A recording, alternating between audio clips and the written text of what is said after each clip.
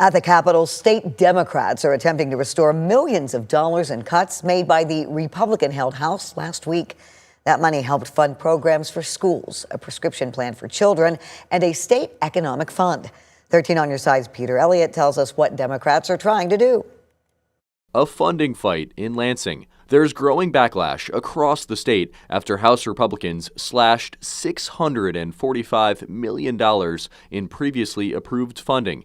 Here in West Michigan, local education leaders are voicing their concern. And the characterization that these grants are somehow waste because we haven't spent all the funds in year one is just grossly inaccurate. In a meeting last Wednesday that lasted less than 5 minutes, the Republican-led House Appropriations Committee blocked the appropriations funding through a rarely used law passed in 1984.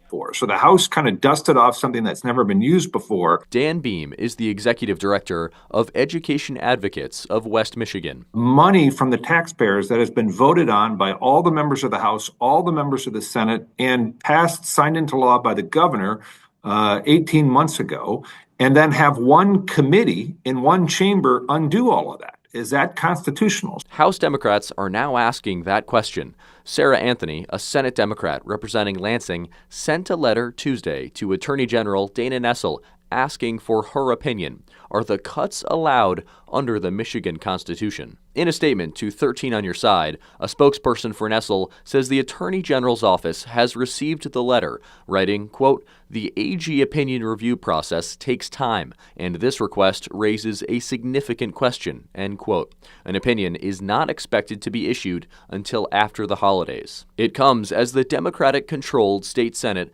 passed a supplemental spending bill to nearly offset the cuts approved by House Republicans. However, that bill is unlikely to be taken up by the GOP-controlled House.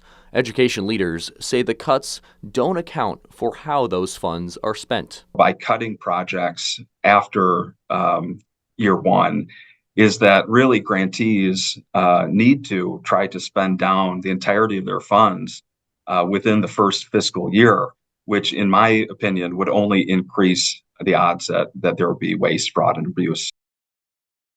So, Peter, who all voted in favor of the Senate bill?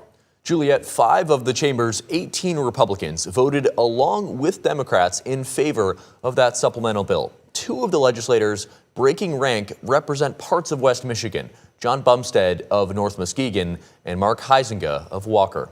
Back to you. Thank you, Peter.